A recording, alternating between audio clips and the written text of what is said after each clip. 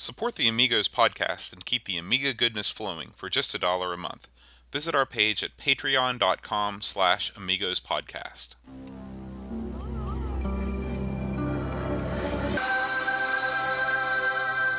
Amiga, the first personal computer that gives you a creative edge. Amigos, the podcast about everything Amiga. Amigos is a proud member of the Throwback Network, your home for quality retro podcasts. And now, here are your hosts, Aaron Dowdy and John Bodovkar Schaller. Hi, everybody. Welcome to Amigos. I'm John. And I'm Aaron. And today we're going to be talking about Public Domania. Public Domania. I love it. What a clever name. I know. But before we do, there was a big event that went down this past weekend in Huntington, West Virginia, a local event to us. Retro gaming events are few and far between in West Virginia, so we thought we'd tell you all about it. Aaron? Yes, I was in attendance Saturday. I drove down and went there with one of my good buddies, Chad, or Chudley, as he's commonly known. And me and the Chud went and checked out, it was called the Power Up Expo, I believe is what it's called. It's the fourth or fifth one, I believe. I've been to almost all of them, and every year when I go to this, I feel more and more outdated.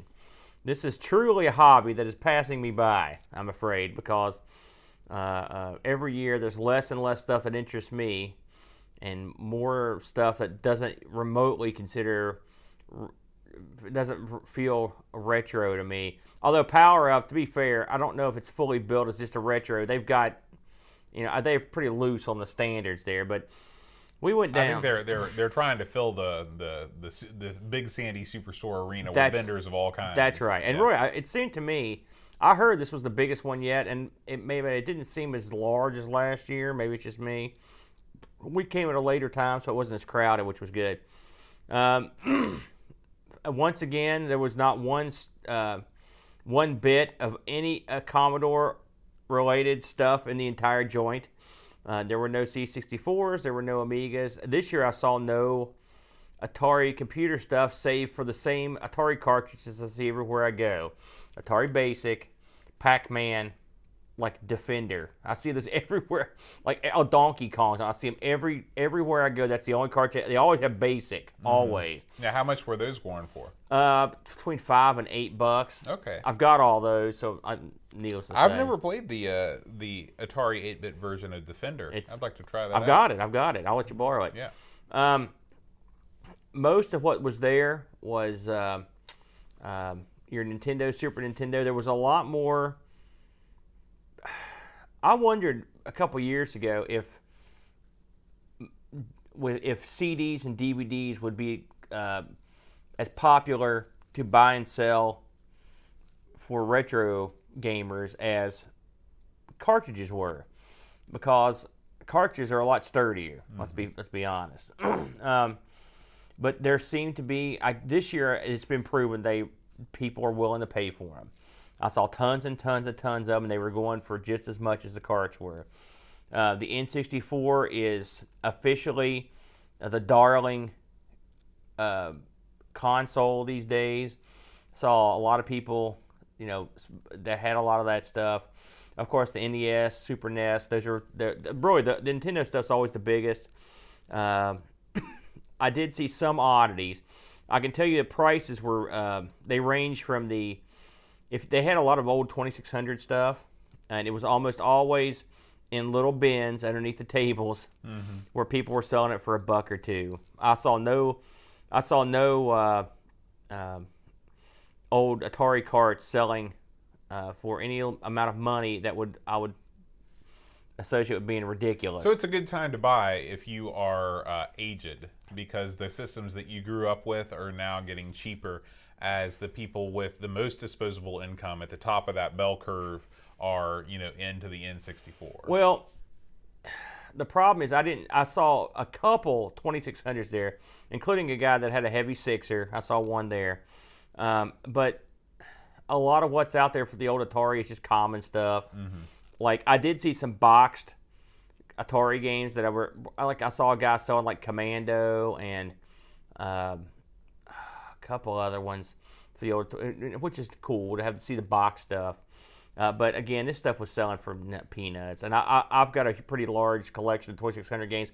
Plus, I've got a Harmony cart, which lets me play all the 2600 games anyway. So, not in the market for 2600 games anymore. You know, it's funny. I have a very narrow range of 2600 games that I collected. There are really two main categories. The first are my collection of boxed Activision games. Yes, which is tremendous. My second are, I really like the original run of 2600 games. I think the font on the outer label and also on the front label, it's got kind of a, I don't know, kind of a 70s look to it. Yeah. I like the plainness of it. And I just think that these all look really neat. I like the boxes for those. I thought they were really, they had that kind of I don't know, what would you just, almost like a manual type, like a technical manual illustration front, you know, real well done. Oh yeah. You know, like breakouts, or well, like for example of one that has that really awesome like all look to it. All that art, yeah. You know, that was of course original art. There were no screenshots on the front of boxes back then. No, because their screens were horrible. Yeah, and Atari actually just released a book. Well, I don't know if it was Atari, but it's a book called The Art of Atari that has really high-res, close-up, you know, reproductions of that. Their art's beautiful, and the boxes are hard to find. Like, I never see boxes for that stuff. I will say one thing I did see I haven't seen before was they had a copy of I believe it was Arkanoid with a spinner. You know, I saw that. I can't remember if that was for the Atari or that was probably for the NES. I think it was the NES, but I'd heard about this spinner, but I'd never seen it. Plain as anything. It's a little it's known metal as the Valve thing. controller. Yeah, but that was kind of neat. But I did see some stuff that really interested me. That may be of interest to somebody. They had a poster. One fellow had a framed cinema-sized movie poster style poster of Dragon's Lair, signed by Don Bluth. Oh, that's neat. And it was going for $250, which I would consider a fair price given. I think Gary Goldwyn also signed it. I know it had two signatures. I didn't see what the other one was. I'm assuming it was him. But it was nice. It looked real nice, and that's what I've seen him go for about that on the net. So I thought that was fair. $250, too rich for me. I'd love to have it. Yeah. I saw one TurboGrafx 16 or PC Engine. You don't see those. This was boxed. Really? In the box, a TurboGrafx box. They were asking $300 for that. I bought my unboxed PC Engine or TurboGrafx 16 probably about 7 years ago at a pawn shop for $75. So in the box, it's not the worst deal. I don't know. I don't price that stuff, but that seems okay to me. Yeah, $300 seems about right for that. I don't know. After seeing just, you know, mountains and mountains and mountains of PC engines in all conditions in Japan for dirt cheap, it's hard for me to put any sort of a value on that at all. Yeah, and I suppose you can import them. Yeah. But boxed, and this is, again, you got to think this is a TurboGrafx 16, not a PC Engine in terms of design, and so, you know, I don't know. There can't be as many of those as there are PC Engines. Oh, sure. Definitely not. So I thought that was a pretty fair deal. I saw two Jags while I was there. They were stupidly priced. One is that same sucker I've been trying to buy theme park off of for the past 6 months, who won't sell it he wants a package deal with the thing, but he's selling it for I think he wants $160 or $170 for the Jag and the cartridge. I bought my Jag with Kasumi Ninja and 2 joysticks, and I believe I paid $50. Yeah. And that was about 7 or 8 years ago. I think as well. $50 for a, you know, U.S. released system, classic system, is about as high as I will go for anything. Well, you're not buying nothing. What do you I bought everything in my collection for less than $50. But not in the past year. You haven't. Stuff can't have gone up that high. You don't look at eBay hard enough. That's your problem. You like to keep everything local. Dude, Hose told me, he's like, listen, I can't get a ColecoVision anywhere for under $100. I just got one for free. I know. Last week. I laughed at Hose. I was like, Hose, you idiot fool. I'll go out and get you a ColecoVision. He was right. You can't get them. Maybe not. It's crazy. But so here's the kicker. And there were no Famicoms or Super Famicoms for sale, which was disheartening. I was actually sort of looking for one of those. You know, I don't want to interrupt your story, but one of the biggest regrets that I have from all the things that I've sold over the years is I had a Hyundai Famicom and a Hyundai Super Famicom. They weren't called that. They were called the Comboy and the Super Comboy. Korean versions of these machines because Japan was not technically allowed to import them into Korea. Yeah, I heard about that, yeah. And you know, it's very hard to find retro stuff in South Korea, even harder than it is to find in West Virginia. But I managed to dig through enough stuff and find these things. But a guy offered me a really, really great price. But man, they were super cool looking. You know. Well, I had a chance to get a Super Famicom a couple years ago in Columbus, and I was like, man, what would I do with it? And I was right, by the way, because I've got a Super Nintendo, but. You know, I like the color scheme. You know, I think it's cool. Yeah, the controllers look better too. Yeah, the multicolors. But I didn't see any of those. I did see some Master System stuff, that was a pleasant surprise. And but the big thing I saw, so I'm scouting around, right? And I walk up to this table, and there's a tote under a table, and I'm like, what's going on here? And it's got a Vectrex in it, the only Vectrex I saw the whole day, and it was a Vectrex and it had 6 or 7 games in it. And I've got a Vectrex and with a couple controllers, and I've got a multi-card that's got all the games, so I'm covered. But I don't have any overlays for it, and I always wanted to get at least one because they're cool looking. You know, you put them on there. I like to have the whole slate, but they're expensive. So I pulled up one of the Berserk, I think it was, out of the box. I'm like, hey man, what's the scoop on this? How much you want for Berserk? I thought I could get one, get the overlay. Pretty good deal. I didn't have Berserk. He's like, oh man, this guy was some kind of surfer dude. He goes, oh man. He goes, no. He goes, he's selling that as a set. I was like, oh, the Vectrex and all the games? He's like, yeah. So I knew this was a stupid question, but I was like, what's he asking for it? You know? He goes, oh, let me think here. He goes, oh yeah. He goes, he's wanting $1,000. $1,000, and I looked at him, and he was serious, and I was like, and he could tell by the look on my face. He goes, "What? That's a great deal. You can't get those anymore." He goes, "Don't you think that's a good deal?" I was like, "No." I was like, "No, I don't think that's a good deal. $1,000." He goes, "Man, you got to look around there." So I hope to God that Vectrexes are going for $1,000. Maybe so. Because it could be that ColecoVision thing with hose all over again. I'm on a Vectrex Facebook group, and I've not seen them go that high. What's a Vectrex going for these days? Just bare Vectrex with one controller. They're up there. You're probably looking right now. You're probably looking at $400 minimum. They've went up substantial. People, where else you can't play them anywhere else. Plus, they're awesome. You know. Plus, there's been a lot of.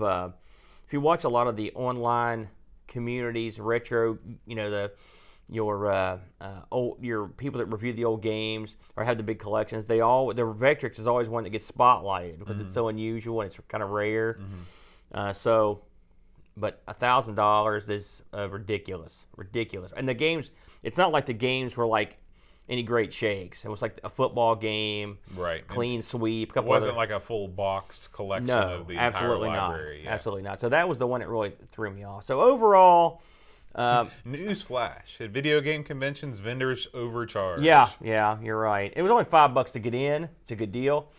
They did have a nice arcade in the back where they had no arcade games, but they had consoles set up to play all these different games. Me and Chet had never seen Rocket League, and I'd heard about it, so we watched some guys play that. It was, it reminded me of Ball Blazer. Remember that game? I think it was. It's kind of Ball Blazer. But I mean, obviously, it looked great. Yeah. We saw a guy play virtual reality. They had tons of people playing Mario Kart, and the stuff you would expect to see. A couple Japanese things. But it was still nice. It was Anybody free. Playing Smash? Oh, tons, yeah. That's what I Smash, figured. Super Smash. Yeah. Oh, you got that right, buddy. Some Pokemon. So, and Chad was appalled at all the Pokemon stuff. He's like, what is it? What are these grown men? He could not get over the fact that these people were playing Pokemon. But I bought one thing at the show. Speaking of the devil, I bought someone knitted a Pikachu doll. And I got that for Luke, $10. So that was my one purchase at the show. That's a good purchase. Yeah, it just didn't. It was just. I'll pay more if I see something I really want, and I just didn't see anything I needed. You know, and when you're not collecting cartridges, it's one thing about multi-carts, and yes, it is what it is, right? But I mean, I'm not looking for Atari 2600 carts anymore, and I've got a huge stack of them, and I'm not looking for like Mega Drive stuff or Master System. I've got that covered, you know, and the Nintendo and Super Nintendo stuff was just too expensive. I can't even dip my foot in the pool of that anymore. So, you know, but overall, I still enjoyed myself for the hour or so that I trounced around, and we had a good time. So cool. Maybe next year, one of these days, I'm going to go there and just sell some stuff and just see if anyone cares about the old stuff. Just see if anybody want to buy it. Try it out. Bring your Vectrex and sell it for $1,000. $2,000 next year. It's going to double up. So speaking of retro gaming finds, you've got a pretty big pickup happening tomorrow, don't you? I do. This was quite a wacky occurrence. So after the show yesterday, I went to hang out with my buddy Chad and my buddy Matt. They took me out for my birthday. And so Chad is incredibly slow. Everything he does, it takes him forever. So he was feeding this dog or something. I was sitting there playing with my phone. And if you're on Facebook, I don't know if it's like this everywhere, but in this area, I don't know if it's the United States, or there's a thing on there called Facebook Marketplace. And it's always crap. And I was getting on there, and I was looking at the pinball prices, which if you watch the pre-show, I've already gotten that off my chest. And I'll type in different things to search for, and I'll type in Atari or Coleco, and I'll usually type in Amiga. I've done it. I bet I've done that 100 times, and nothing has ever come up in this area. And my area is like 200 miles. I mean, nothing comes up. So I'm sitting there last night, and I type in Amiga, and bam, a thing pops up, and it's an ad. Someone's clearing out her son's old closet. You know, her son has been out of the house for 20 years. He's 41. He lives in Florida, and he told her she could sell all this stuff. So the stuff included was an old Macintosh Power PC. I can't remember the number. It was a Performa 630 or 6230. 6230, and a printer, and some software, and a 1084S monitor, and an Amiga 1200, all right? And she just listed it as Amiga keyboard, but in the picture, it's a 1200, and a XIDE data flyer thing. Adding another data flyer to the I looked collection. up what this is. Now, this is strange to me, and maybe someone out there has used one of these things, an XIDE. Apparently, they're not real rare, and they're not super expensive. But it's an external enclosure for a hard drive that runs into the onboard IDE. Okay, fair enough.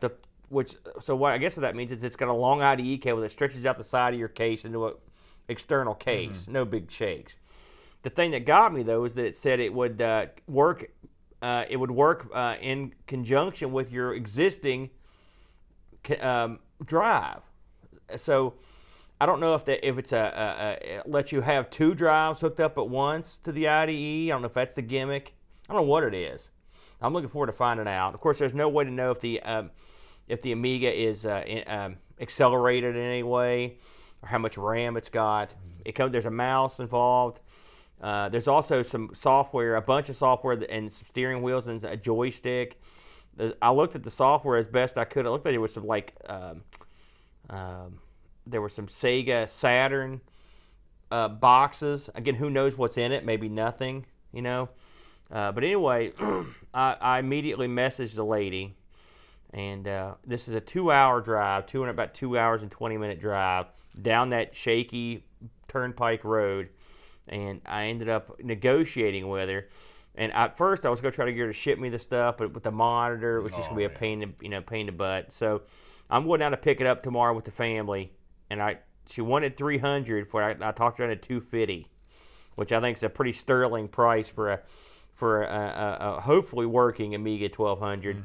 And but hey, I had to go for it, especially with my 1200 on the floor with that mouse issue, and I've not been able to remedy it. So fingers crossed. But I'll be going down to fetch the stuff tomorrow, and once I fetch it, me and Bud are gonna do a little video, and we'll probably test it out and stuff and see how it goes. Hey, here's hoping it's got the best accelerator, crap with a memory, and whatever else you could shove in there. Yeah. Who knows? It may not come on either. It'll be. It had a power supply too. Hey. It'll be a real interesting thing, and I'm really looking forward to you showing this stuff off. This is truly one of those things where you literally have no idea. I mean, it could be a hollow shell for all I know. You never know. Although still there's value in it. Yep. I paid $40 for the hollow shell that's on the Amiga 500, the House Amiga. So. I told Brent today when we were discussing, I was like, listen, I don't see how this deal could go bad, because I could part the Mac and the Amiga. I'd surely get my money back, if I had to. But I'm hoping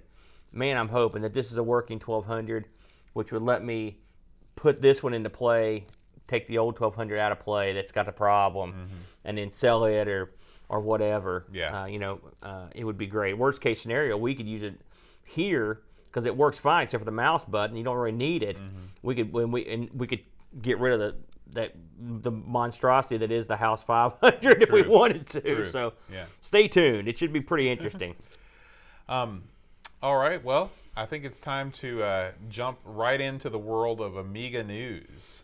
There's not a ton of Amiga news this week. There's one thing I wanted to mention, and this is something wacky. I guess I'm going to talk to you about this off air, but might as well talk to you about it now. I was on YouTube searching for some. Actually, I was doing a search on that XIDE, ironically. And, of course, I knew when I typed in data flyer, the first, 4 of the first 5 videos were me. It's always bizarre to see me come up in the search. But I looked, and the person that was posting these things were all less than a week old. Someone's reposting our content. What do you mean? I mean, some other guy must have downloaded the videos and is now reposting them. Really? Yeah. It's very strange. Well, we got to put a stop to that. Yes, we probably should. But it was odd, and I looked. I was like, "What is this?" And I don't have an answer for why you would do that. I've seen other people do that. Yeah, but I don't know why you would do that the to answer, us. The answer for normal people is that they would find a video that's very popular. Yeah, that's the part I couldn't figure out. It seems like an awful lot of work to get not very many views to repost our content. It's very strange. So I'll clue you in on that later. But if you only settle for the genuine, authentic Amigos. Make sure you look for the Amigos Retro Gaming seal of quality on all of your. Do we have one of those? It's our channel name. Well, I knew something weird was going on when it said that my, what was it? It was one of my real old videos had been up for a week. I was like, Yeah, weird. I was like, that's strange. So news-wise. Well, the biggest news of all is that your birthday was a couple days ago. Oh, That's God. the biggest Amiga news of the week. No, it's not. I tried my best to forget about it, but it just keeps saying, here you come, doing it. So I did not ready your present because I was out of town all day, but I have it here, and I will probably give it to you next week live on the air. You don't have to do nothing. But thank you anyway. That's not news. Everybody make sure and reach out to Aaron at amigospodcast.com, and wish him a happy 57th birthday. Oh, hilarious. Hilarious. No. Your age is not 57. I will be your age in 2027. Oh. And Luke will be just starting college when I am your age. Hard to believe. It's fun. I used to make these jokes to people. Man, it was so funny. You're so old. Now you wait. I'll be waiting. It's far less amusing. Time. Like my buddy at work says, people can make fun of you for your birthday, but at least you're still having them. That's true. You're on the right side of the ground. So I will go with that. Yeah. Did you have a good birthday dinner with Chad and Matt? I had 3 birthday dinners this weekend, 2 different cakes. So it worked out great. Teresa's mom took me out to Pizza Hut. I requested, she's like, where do you want to go? Anywhere you want. I was like, Pizza Hut. And they were appalled. So we went to Pizza Hut and had a real nice dinner. And they bought me donuts as an added bonus. So it was the least healthy dinner of all time. And then my buddies Chad and Matt took me to the Tortilla Factory last night. And that was nice. They had the luchadors came out and sing to me, put the hat on me. I like crap. And then my mom cooked me a lovely, like a mid-afternoon dinner today and had me a cake, and everybody came. It was real nice. So it was very nice. Again, it's funny. The whole week went by, and until Wednesday, I totally forgot about it, and I've been trying to forget ever since. But and I did not continue the usual yearly tradition of getting schloggered on the birthday. Just couldn't fit it in, sadly. But I'll get around to it. We'll get around to it. Yeah. All right. Legitimate news. I got really one thing here, and this is an article from Amiga Love. This is the second time I've hit up AmigaLove.com. I like it. It's a little kind of a forum-y thing where people do little articles. This guy gets called Ultimate Nerdgasm, getting my Amiga 1000 online, which I was amused by. I miss my 1000. I think it's the Amiga that's got the most personality. Absolutely. I know the 500 and the 1200 are kind of the iconic shape that most people are familiar with, but boy, that 1000, if I had an Amiga, I'd want it to be that one. The 1000 has a lot going for it. It's got a detachable keyboard. It's got innards. You can actually, you could have, if they made it that way, you could have done stuff. You could set your monitor up on top of it without fear of, anything. And it's got those, mine had the cool signatures in there with the paw print and all that jive. I just loved it. I love that Amiga. Also, you could hook, it had video out without a weird, crazy thing stuck out the butt, which again, the 500, that's one omission that I'll never understand. No. But it was a great Amiga, just a beautiful. I like the 1200, or I like the 600 too. But the 600 is not as good a computer, but I like the look of it. Chopping off the numpad, it's real tiny, so I could go for one of those. But hey, you can't go wrong with the 12. And of course, the big monsters. It's funny, the 2000 and the 4000, 3000, the big huge ones. They were so big. Like the 2000 is so heavy. It's a boat anchor. It is. We had that 4000. We briefly had the 4000T. This thing, it's like a boulder. Yeah. Have you ever? You're like, oh. It's the size of a full-size tower now, but it's got older parts that are heavier. And the one thing about the 1000 is you could just pick it right up. It was not heavy because there wasn't much in there. Right. It had the power supply internal. That was nice. So I think it had. Did it have the power supply internal? I think it did. Gosh, now it's not I had one. I can't remember. I think it did. But anyway, this guy got his 1000 online. I was pleased. I was full of joy because I wish I could do that. Yeah. I watched a bunch of stuff this week on BBSs after playing Neuromancer last week, and which, by the way, I should be having part 1. I've started my recordings of that, so here's what I'm worried about with my recordings of Neuromancer, because we talked about doing Amiga's plays on the whole run. It's been so long since I beat it. I'm afraid that if I do one wrong thing, it will negate the entire series. So I'm scared to death. Just save often. Yeah, no kidding. Yeah, but what am I going to do if someone sees me do something stupid in episode 6? So I'm trying, folks, but it's a hard game. You can screw up quite easily. But anyway, that's cool. I'd like to get back on BBSs. I'm talked to Chad about it last night. The BBS thing, it's never coming back. But if you weren't there, you can't understand what it was like. And I know I've went on about a BBSs before, but it was a fun time in computers where you had to be a fairly intelligent person to use a computer. You had to be more intelligent to figure out how to get them online, and then you could hook up locally with your buddies. You could go beat up your buddies if they pissed you off. It was a cowboy-like world where you could just do whatever the heck you wanted. So that was kind of fun. Pretty much, we got one more small piece of news that Seb yeah. put up on the site. This is just a video. Aaron, you said you were aware of this already, but I was not. You can actually do cross-platform play on Lotus. This is Lotus 2, right? Yeah, I think it is. Yeah. I think all the Lotuses actually can do Okay. it.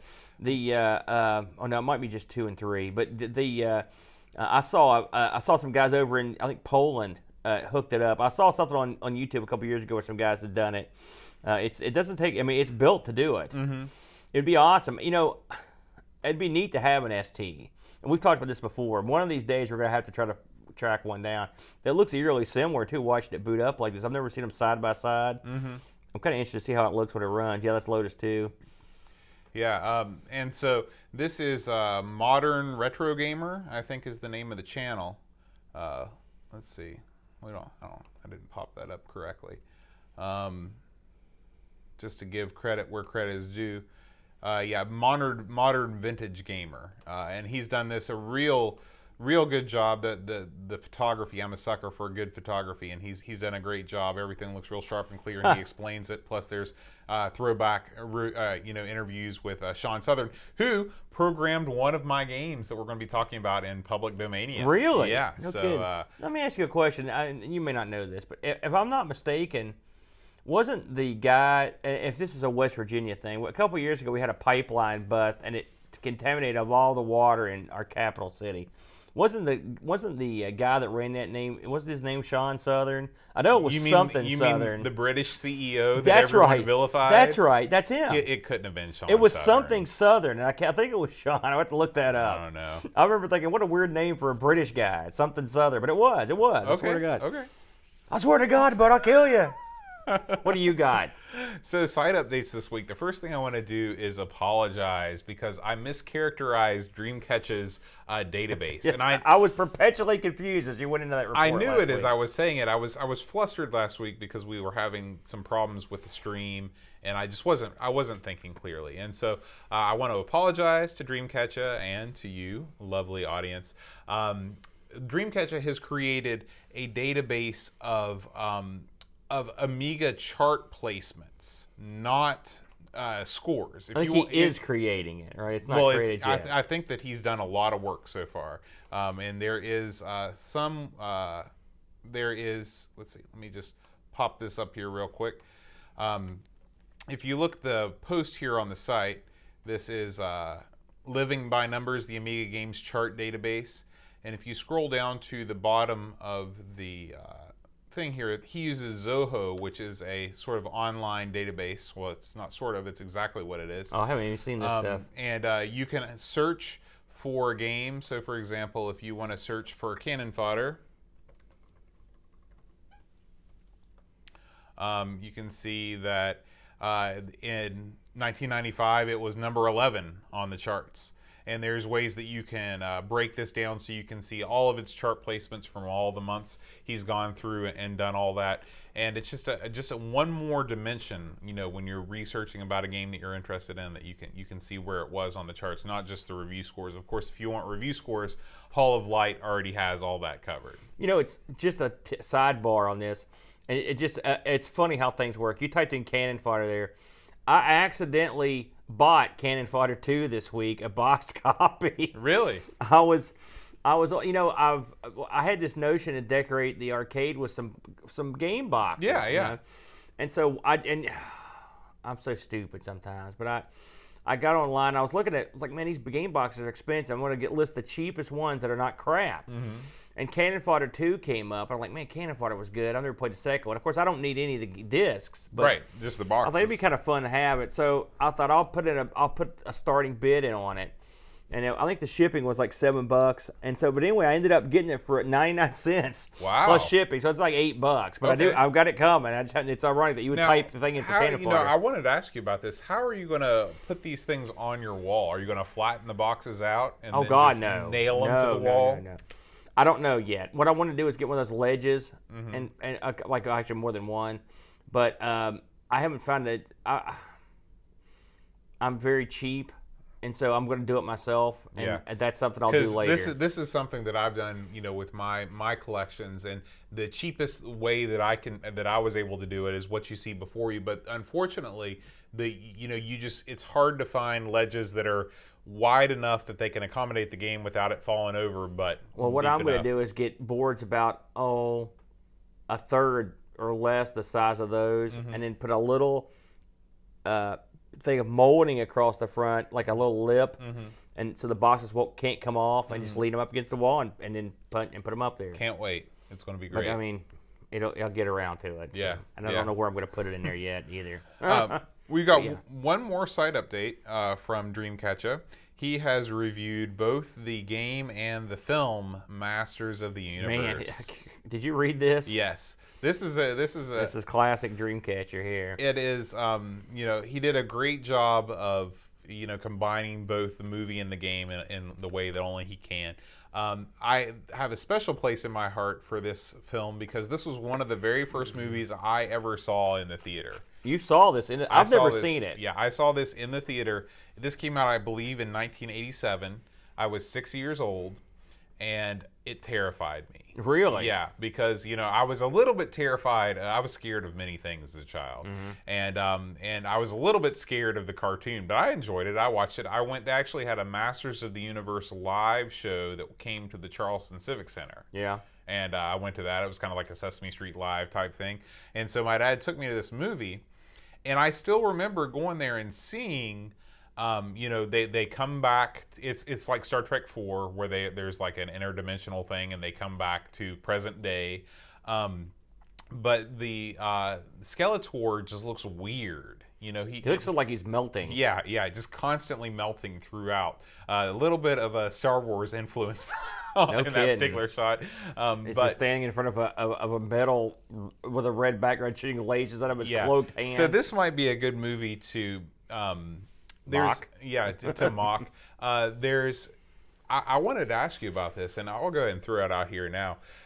For movies like this, one of the podcasts that I listen to, Giant Bomb, they actually do kind of what Riff Tracks does, is they record themselves giving commentary on a movie while the movie is playing, but they don't include the movie itself. They just say you started at this time. Riff Tracks used to do that. Yeah, so they used to be distributed. And so, maybe for these Dreamcatcher games that strike our fancy, especially a movie like this that you've never seen, it might be kind of fun to watch it and kind of talk over it. And if we ever do that, the first one we should do is that one that movie we got from like Denmark. Remember that? The one that O'Brien sent us. We've never watched that. Yeah, but I never forgot about it. I was like, man, this looks like it might be good. Yeah, I've still got it right there. We should maybe even watch it without it being translated in any way. I think that would be the best way to watch it. And then we could just. But I mean, of course, it could be like their Yentl or something, and we could be in there, or like their Schindler's List, and we're sitting there like mocking it, and it's a real serious movie, and we could get arrested. It could be true, but coming from O'Brien's, I think he probably sent us something. Where did I get Yentl? Where did that come from? You just have Streisand on the brain. I've never even seen Yentl. I don't know why I said that. That is bizarre, man. You were thinking Schindler's List, and that was the first thing that popped in my mind, Yentl. Okay. I mean, it was clear as a bell. That is bizarre, dude. That is weird. So anyway, that'll do it for the site updates this week. By the way, speaking of Masters of the Universe, do you ever watch, everyone's probably seen the Angry Video Game Nerd.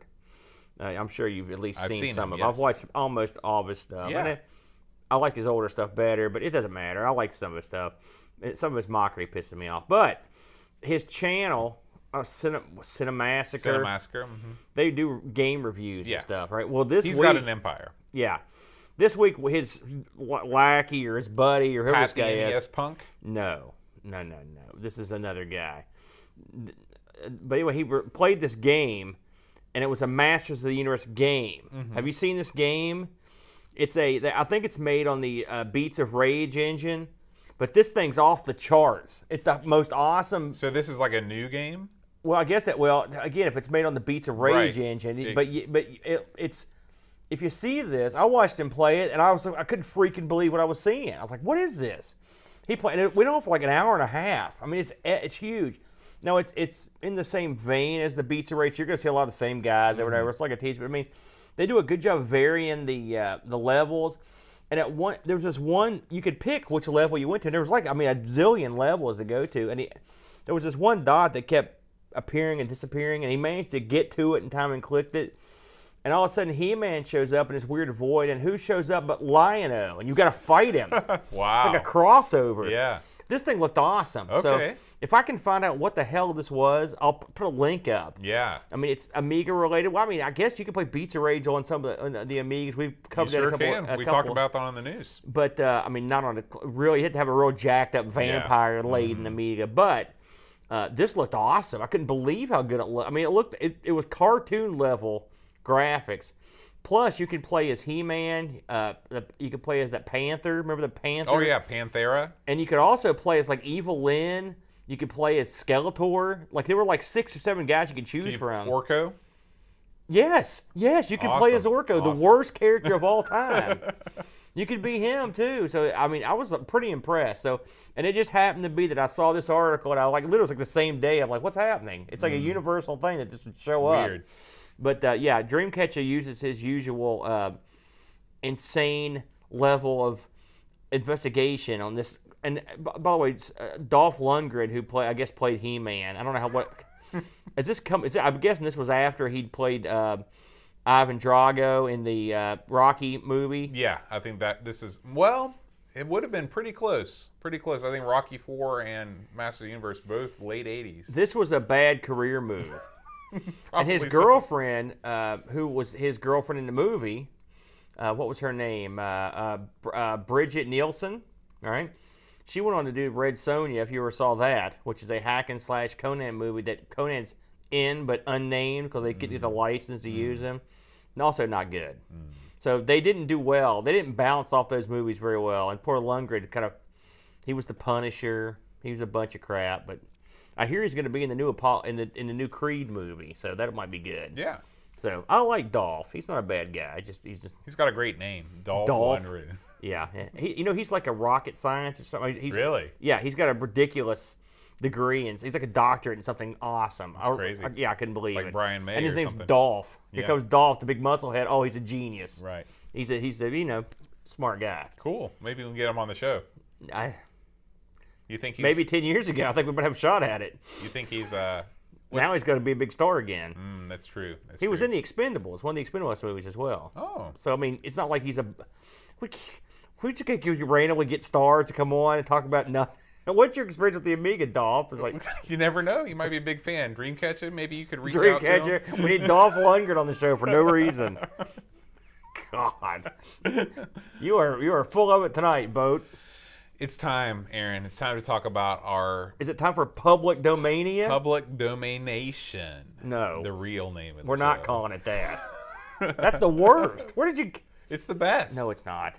You know who it was. So, Public before Domain. we dive in, Wade in, I think. it's a shallow pool. Wade into the stepping pool. There was something. Let's talk about public domain games in general on the Amiga, because I looked at quite a few. Okay, did you? Yeah, I Okay. mean, I went through, thanks to threads on like Lemon Amiga and EAB and things. I just looked at some people's top 10 lists, and most PD games are arcade conversions. That I can see. Clones, yeah. And since we've already covered a couple of the better ones, yeah. So we've really already had like several public domain episodes. Well, they were already. mixed in with other games that weren't public domain, like our clones episode. I guess So like every single one of those clones were was they a all public public domain domain? game. Really? Yeah.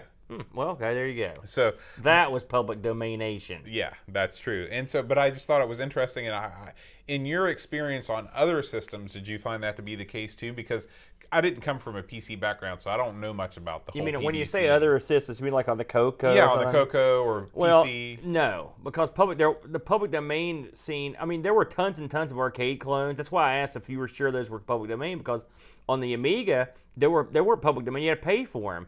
The Sailor Man, you're paying. Donkey King, you're paying. Like the Cash Man, which is a Bagman clone, you're paying. There were no Now, public domain. what for you? Because also, some of those games I saw on these lists of public domain titles, so I think maybe people have different definitions of what public domain is. It's hard to narrow it down. I picked out a couple games that I couldn't use because they weren't a free. I tried to stick to the rule of it had to be public domain or freeware. So what is the difference? How would you define public domain? Well, in back in the day, if I may go there, you had your public domain games that was a free ride. You play it, have a good time. Then you got some that would ask you to pay, as if you enjoyed this game, send us some dough. All right, that would be like I don't know what you would call it, freeware. Let's say. Then you'd have games that say like you can play for so long, and then you've got to pay. Like a licensed ware or something like that. And then you'd have some that would give you like a demo or the first 5 levels. I mean, Doom's a perfect example. Yeah, shareware. Right, shareware, where you could play for the first scenario, but the other 2 you had to pay. I tried to limit myself to things that either were labeled public domain or were some sort of shareware, freeware, but it was tough. I found a couple games I liked, but it appeared to me that they were for sale, and so I was like, well, I'm going to nix it. I didn't. I also I reached out to my many Twitter followers to aid me in my quest, and no one said anything. So my Twitter failed me big time. They didn't have no advice. So either they don't care, they don't know I have a Twitter, or they don't know that because I don't think you advertise that enough. We have a lot of followers on our show's Twitter account, but you are at the Devil Bunny, right? I'm out of that one because you can only have one guy on the Twitter, right? Yeah. So, I think I am at the Devil Bunny. Yeah. Well, I mean, you could post. I don't care if you post on our site. I actually post stuff on the Amiga Twitter occasionally. So. Okay, so there you go. I've got some followers, like I don't know how many, but I don't. If someone said, Aaron, before this week, they said, Aaron, old buddy, what's the best Amiga game you ever saw that's public domain? My first thing I only had one answer, which would be Deluxe Galaga, right? That'd be the one what I would have came up with. I'm not sure that even counts because you're supposed to pay for it. Yeah. The public domain to me means like you can play it for nothing and no one cares. That's sort of what that means, right? So I guess what we're saying is the lines are a little blurry. Mm-hmm. We tried to follow the rules. Neither one of us picked like Speedball or something. Yeah.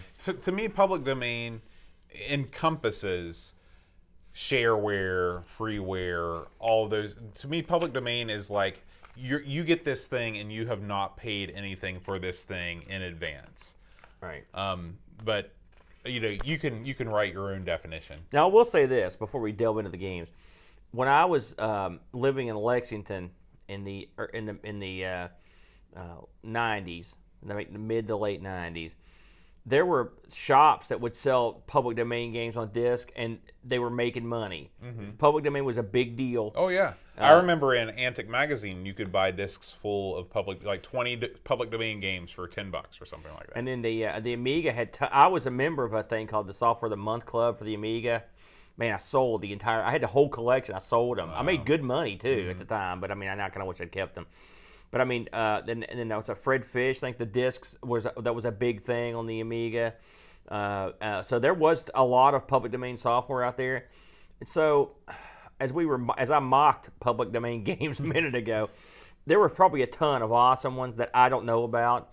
But I did have a lot more trouble than I thought I would have narrowing down some games that I thought were okay. Again, we touched on a lot of the ones we liked already that were like clones of arcade games, but that's something else I tried to avoid because clones are sort of easy. I mean, I love Deluxe Galaga, and it's really not that much like Galaga. I mean, he calls it Deluxe Galaga, but it could have been called like Warblade or whatever, and then you've been like, okay, yeah. But still, Galaga was there. It doesn't take, it's like remaking a TV show. Well, you've got the whole show to base it on, so it's not that tough. Mm-hmm. But one of your games is exactly what you said you tried to avoid. Which one? Well, we'll find out. Your first game, Aaron, is Og. Og's a fun game. Og is a clone of Trog. No, Og and Trog are the same exact game. So by the same exact guy. But Trog is like a commercially released title. No. Not this Trog. Okay, so there are multiple Trogs? There are multiple Trogs.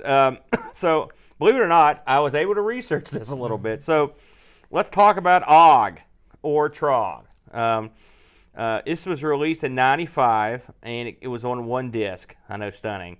It was published, I guess, by an outfit called Fifth Dimension, but it was developed by an outfit called Confused Pelican, which is a great game. It is a great name. It was actually... Confused Pelican is one guy, and his name is David Parsons. David Parsons actually released and still works in the business. Was he in the Alan Parsons project? He was I think he drove the Alan Parsons project with some sort of time machine. So he was real, and maybe people that, since this is more of British stuff, maybe someone had heard of these titles. He did a game called Morton Strikes Back. Morton Strike Back is the one I originally was going to play, but it was released. It was for money. Oh, okay. So I didn't get to play it. He also did a game called Eric, simple and effective, just Eric. And he did a game on or some games in the BBC Micro / Electron. It's called Hobgoblin 1 and Hobgoblin 2. I don't know if that means anything to anybody. He did 2 versions of this game. He did an AGA enhanced version and a regular version. The one I looked at was the enhanced version. He's still around. He's been around for about 30 years. And he's worked on a lot of current games, actually. He had a list of stuff that he worked on that he didn't do. Like, these games he did himself. But ones he worked on were Waterworld. Hey, for the PC. Oh. Can you imagine picking that up for your kid for Christmas Day? Here's your Waterworld, The only thing son. that would be worse is the Virtual Boy version of Waterworld. Have you played that? No, but I've read about it. Holy and smokes. He did Dune 2000. Again, when I say he did, he was involved with. Dune 2000, European Super League on the DC, the Dreamcast, Legion. Tell me if you've heard of any of these. Chariots of War, Viet Cong, Purple Haze. That's the title. Boy, I like wonder that. if these were all European releases Well, only. no, I mean, there's some. You'll recognize some of this stuff. Okay. Gravity Crash on the PS3, Stealth Incorporated up to the PS4, PS Vita, Stealth Incorporated 2. These are all current series. Yeah, these have got to be like PS Minis Pumped, or something like BMX Plus. These are still out. These are like Wii U, PS4. Manual Samuel, which is a great name. that. So I think a lot of these programmers from the 80s, are now honing their chops doing what are essentially mobile games for consoles and selling them in the console well, I mean, store. since this guy's These are not AAA releases. well, I mean, this guy's working with an outfit, so I don't know. So I think that, I mean, these are probably release games. At oh least yeah, some they of them. definitely are. Like on PSN. Now you get go in this, there- he's got a game called Iron Cryptical. That's a recent one, and he's just released a game called Iron Fistical. Now that's a hell of a name. It is. Iron Fistical. This game was known as Trog and also known as Og. He does not elaborate as to why he changed the name. He doesn't even. Well, it's probably because Trog was already a caveman video game. It was the second game he wrote for the Amiga.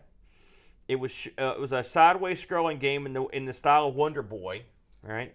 Yeah. And this is his words, not mine. It used pixel perfect collision detection routines and ran in 32 color mode. At the time he wrote this, he said there was an AGA version which had disappeared, but then he appended it and uploaded the AGA version. So I guess he found it. He said the game has horrible music, and he said that's the downside when you do everything yourself. It does have grating, irritating music. I will say. I mean, it starts off good and it makes you want to die. We can play just a couple seconds Play of it. it. We can't What do hear you it. think so far? Pretty good, eh?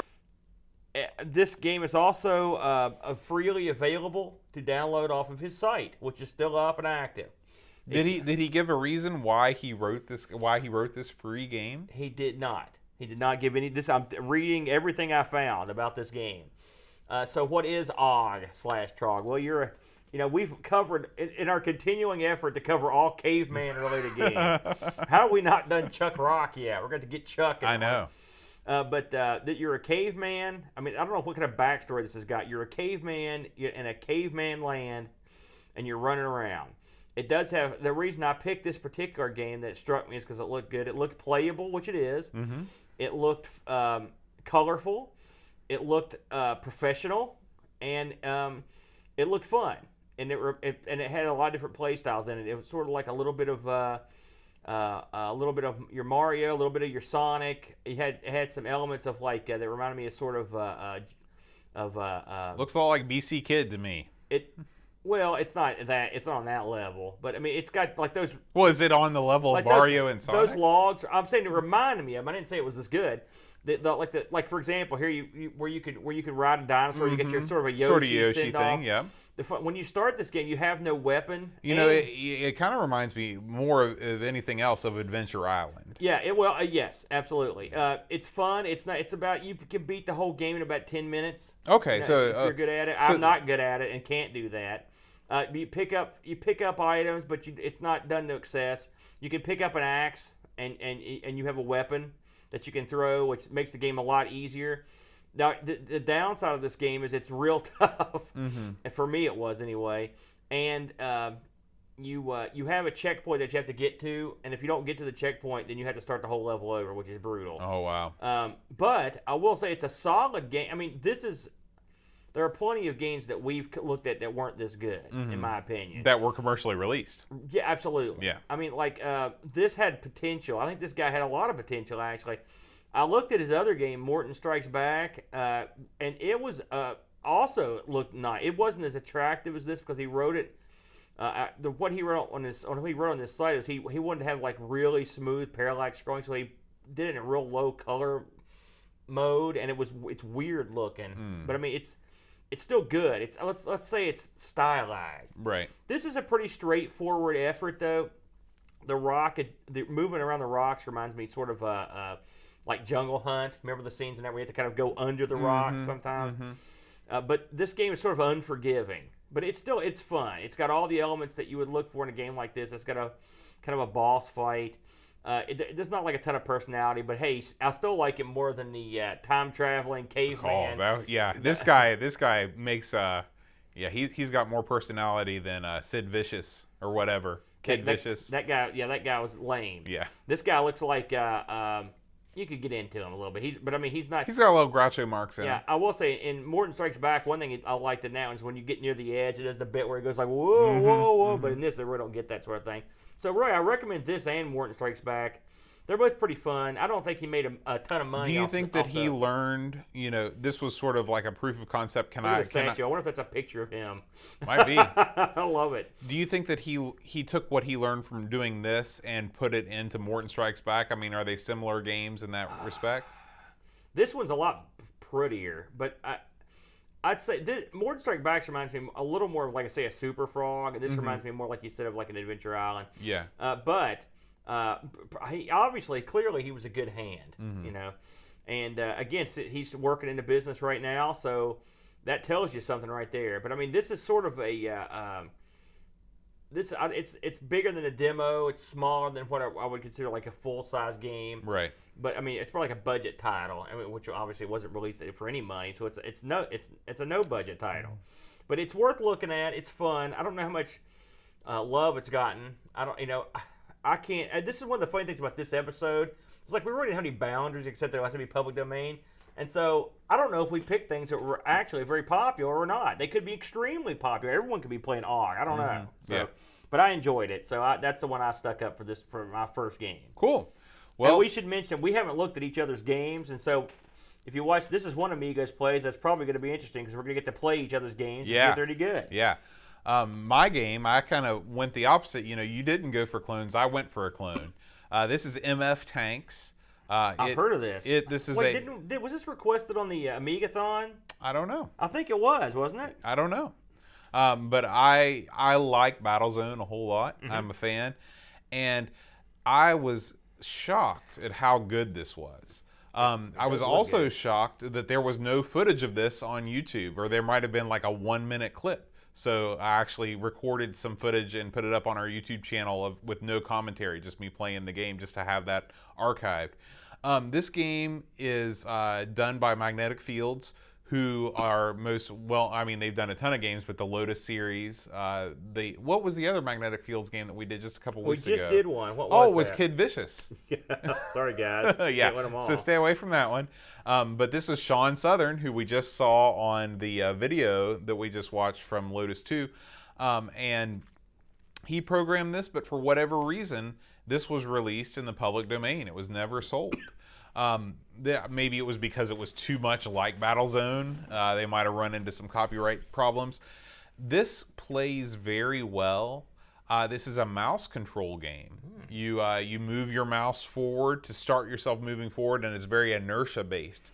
So you push your mouse forward a lot and you start flying.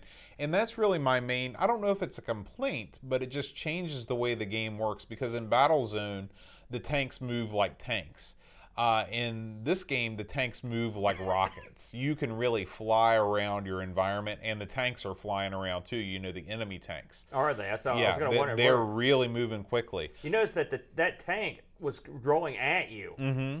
As I recall, in Battlezone, you never saw a front-on shot of the tank. They were Really? always the side. Oh. I mean, I don't remember ever seeing a front-on shot of the So tank. this might have improved upon, the Battlezone tech a little bit, which makes sense considering it's a good many I'm years no past the Battlezone original. expert, but I'm pretty sure that there was no animation for a tank Coming at you. towards you. Huh, And so that's when I interesting. saw that. I'm like, that's unusual. Now, Now look at, that's clearly, because that's moving in real time. Right. For people that are listening on the radio, we're watching footage of this. As the tanks go by, you can actually, as you turn, they actually dimensionally shift in the proper way. it is very graphically impressive. It looks great. Yeah. How could you found a good one, Bo? Yeah, if I had one complaint about this is that this is the game. It's almost like a tech demo in that you've got, 3 bombs and you've got 3 lives and you play until you die. I see one glaring misstep in There's this. no volcano? I knew you were going to say it. Boat. Oh, I'm so predictable. Dadgummit. What is that? What is that? Is that a tree? I think that's a tree. So this, I highly recommend you seek out MF Tanks. It's a great game, and we'll enjoy playing it here on the live stream before too long. I mean, it's very vectory. I love that. Yeah. And it does look impressive. Yeah. This was actually the color choices are interesting as well. This was actually released on the cover disc of the January 1995 issue of The One. So this was a cover disc game.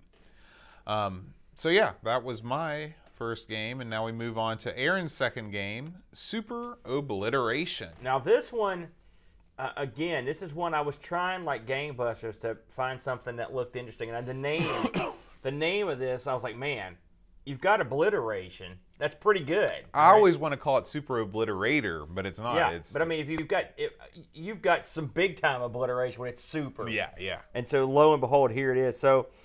This one came out in '93. Now it's funny, Bo just mentioned this, but much like his, this was on a cover disc. It was in the Amiga Power number 38, June 1994. This is when it was on that cover disc. So I don't know if this was floating around before this, because it says here it was released in '93. It's public domain / freeware. Designed by a guy named David Morley. Morley, I'm not sure what I think this is pretty much what he did. There was a couple guys on his team. This was more than one guy that worked on this one. The music for this, for example, was done by Bjorn Lynn. If that name rings a bell, and I'm hoping I'm not butchering this poor guy's name. He did the music for Alien Breed 3D, Brat, Project X. How about Worms? So the music's pretty good? Quack, which we covered recently, and Fantastic Voyage. There's a little bit of the music for you all listening at home. David Morley also did a game called Atom Smasher, that's an awesome name for a game. I haven't played that one. I think that one was also a public domain game. So, again, this was on a cover disc. I figured that counted. So, this game is a sort of a combination game. Picture the guy from Turrican, right, with his control path, and they combine that with, like, a lot of people compared it to Pang. Have you ever played Pang? Oh yeah, that's what I thought of. Well, what it reminded me of is like if you were playing Astro Smash on the Intellivision with the Turrican guy. Of course, then they spiced it up with some. In Astro Smash, do the rocks have the same physics? I mean, are they balanced? No, but okay. they're they're asteroids, and they also split as they come down. Right. So I mean, granted, these bounce around, those don't. But I was a big fan of Astro Smash. I've never played Pang. I know You've of never it. played Pang? I've never played. It's one of the greatest arcade games of all time. Well, I mean, hey, what can I tell you? I'm just surprised because you're.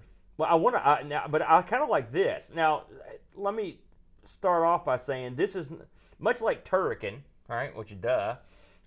This is not the easiest game to pick up and be good at. Yeah. I will say to their credit, the people that made the game said, okay, we're going to give these people every possible opportunity to enjoy this. And you've got 2-button support, you've got different ways to play with 1 button, and you've got 2 joystick support. So you can actually use 2 sticks. on this, which I didn't try, but I'm guessing one would control your guy and one would control the gun, which that's probably the way to go. The best way to play this would probably be with a spinner. Now that would be sweet. You know what? To have what would be awesome would be with a Tron. I was going to say with the Tron set stick, up, with the trigger on the joystick and the spinner, you'd be laughing. Of course, that much said, this game is it's fairly straightforward, but it's not.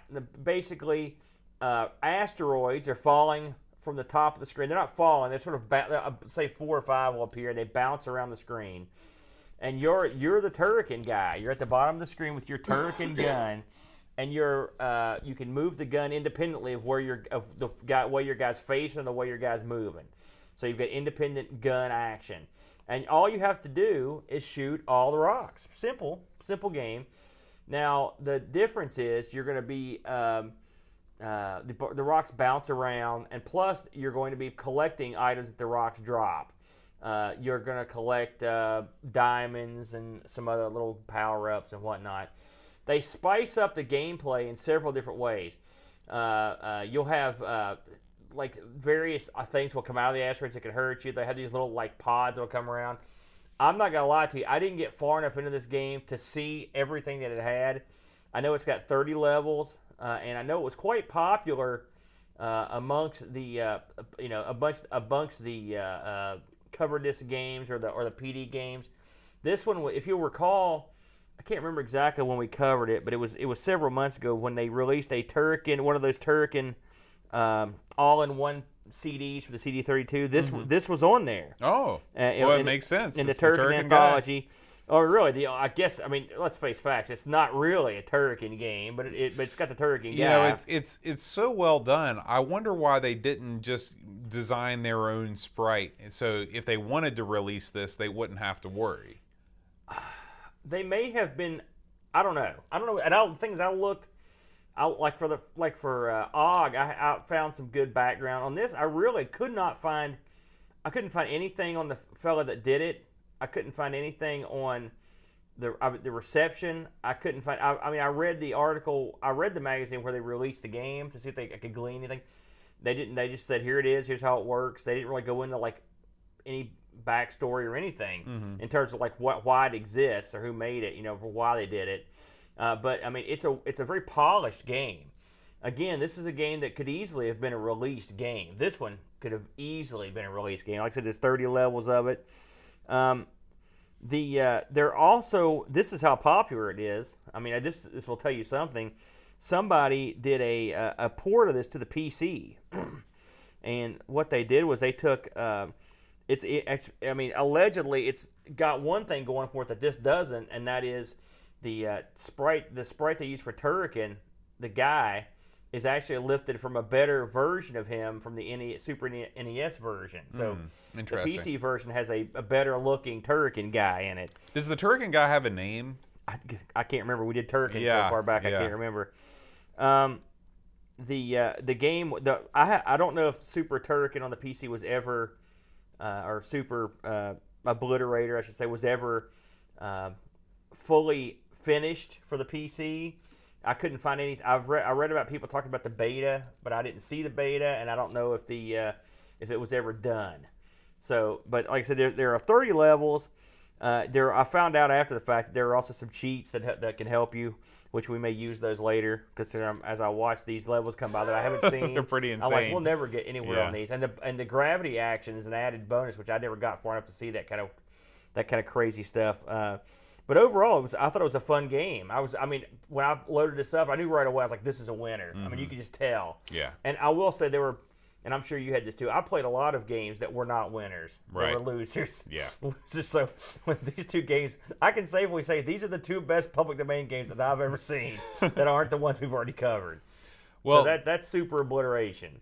Speaking of your criteria of trying to find games that were halfway decent, I chose not to use that criteria for my next game. And instead, I just wanted to find the wackiest, craziest game that I could find. Okay, I have no idea what he's picked. And that game is Super Bob Dylan. So, Super Bob Dylan is a side-scrolling platformer game that uses very poor renditions Oh. of Bob Dylan's music, which I'll play a little bit of it for our folks at home as they listen. While you play, there are power-ups that when you pick up a guitar, it turns you into a substance-smoking, electrified Bob Dylan. You know, something tells me these people may have played Super Mario. When Yeah. There are quite a few Mario-esque trappings in this game, including shell-based enemies that you can kick around. Not too many tanks in Super Mario Brothers, but those are here. Of course, this is probably has to do with maybe Dylan's anti-war songs. I don't know. But one thing there are a couple things that I like. One, the level design is actually pretty good. yeah, they ripped it off. No. I mean, this is not a clone of Super Mario Brothers. Okay. These levels are not the same. There are no, like, the jumps and things are actually laid out pretty well. I think that the power up thing is kind of, it is what it is. The thing that I don't like about this game is there are lips on the pipes. So, like, if you're standing next to a pipe and you try and jump, you'll hit that lip and you won't be able to jump on top of it.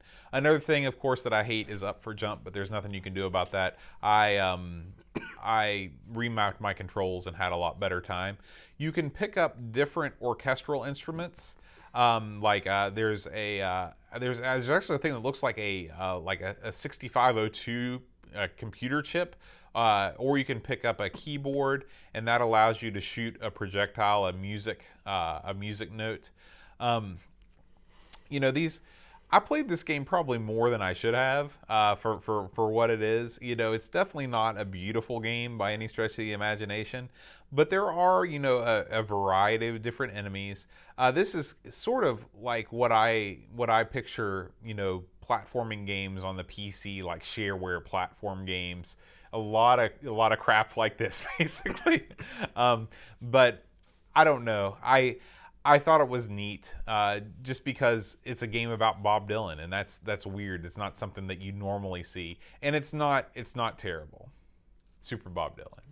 I'm looking at this, and it's a semi. It's a very, very close to Mario. I mean, it's Mario. It is Mario except you're a Super Bob Dylan, and it's crummier, much crummier than Mario. That much said, as far as Mario clones go, it's not the worst I've seen, that's for sure. It looks real stupid, I will say that. The graphics are those records that he's picking up there? Yeah. So, and then you've got the tank that's is smaller than him. He's also jumping on a do you piranha. see? Yeah. So this is me actually playing this again, and They I didn't got have this one either? Yeah, they didn't have this one either. There was a little 2-minute clip that was not great. So.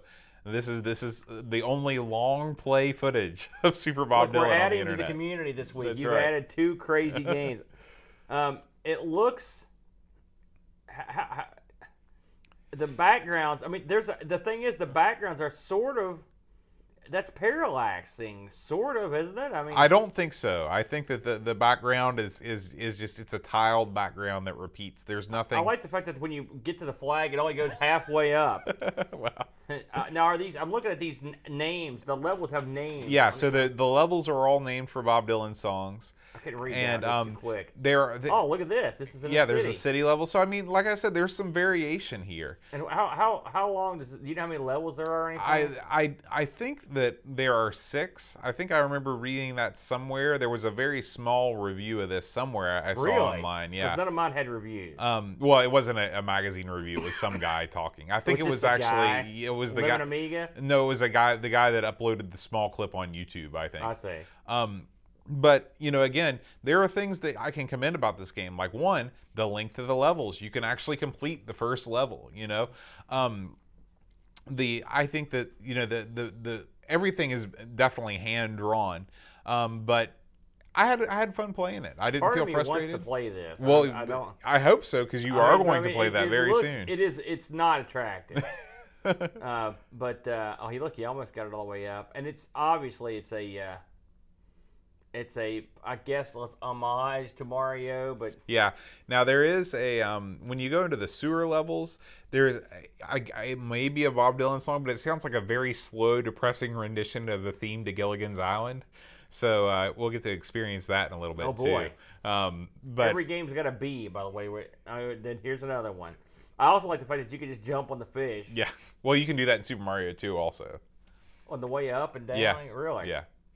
But Those look bitey, though. yeah, the bitey fish probably can't. But in Mario, that's how you progress in some of the levels in Mario 2. Now the wheels are falling off on this one. Yeah, the game gets harder real quick around level 1. How did it control? Well, aside from having up to jump, it's fine. It's really tight. So whoever did this is an outfit called Chasm, which at the end Where they were deposited after the game was released. at the end of this at the end of the run, I let the credits run.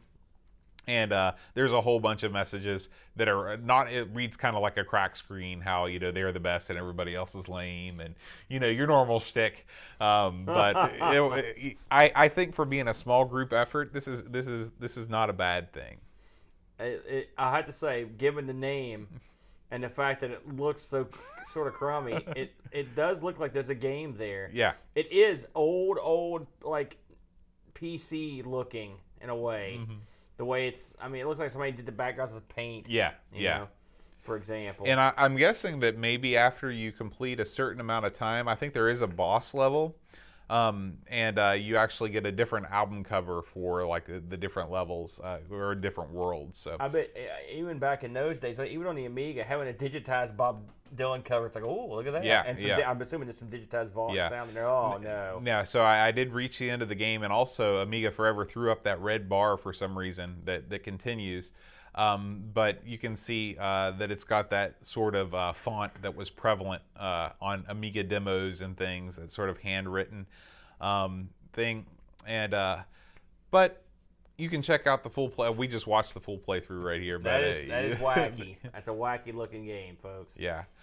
All right. Well, that is going to do it for our games. I want to thank Jonas Rulo for hanging out in the chat with us on YouTube Live. You can always watch us whenever we do record. We always try and stream it out. We're recording at a strange time this week because hopefully tomorrow we'll be doing a special live presentation of Aaron's unboxing of his goodies.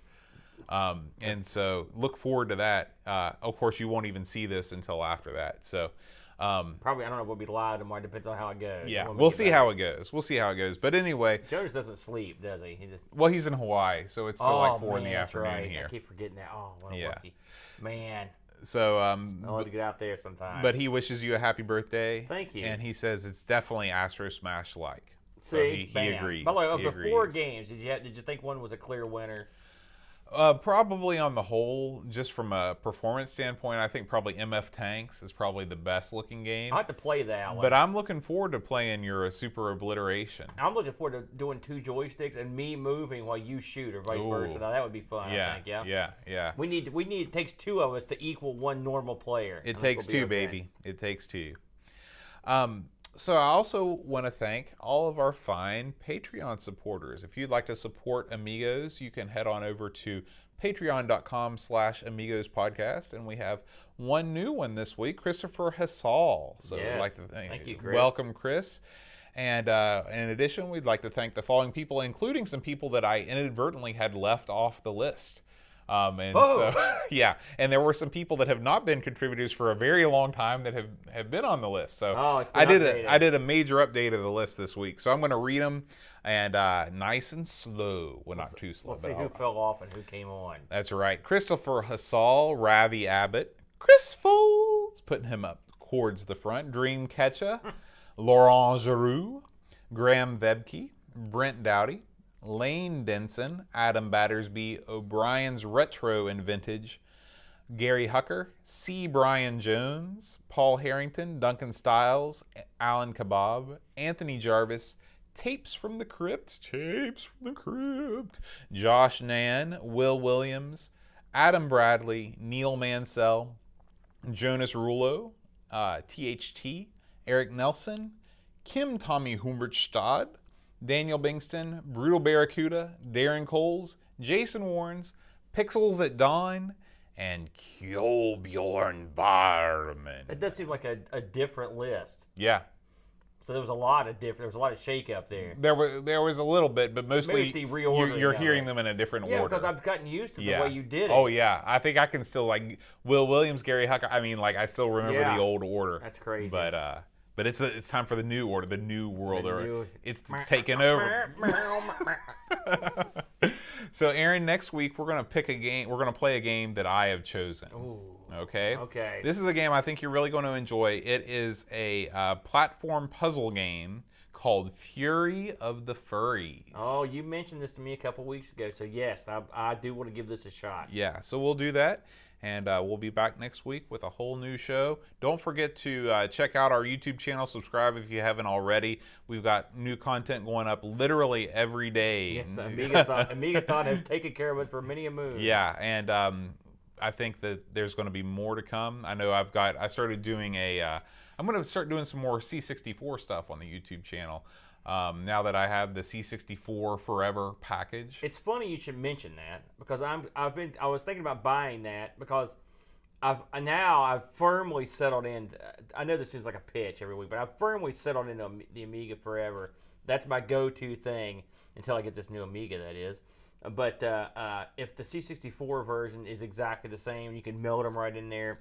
That's a winner. Yeah. Because C64 is also a pain in the butt. I'd rather just hit click the button. So my first C64 video that's going to go up, I think on Tuesday, is I take a look at the C64 version of Lotus. So it's very interesting. Lotus? You're kidding me. Yeah. How you mean like the driving game? Like the Lotus? driving game, like Lotus Esprit Challenge Turbo. Does it have multiplayer? No. Okay. Yes, it does. Really? Yes. So look for that on the site. Beauty. I can't wait. We will see you next week, guys. Adios.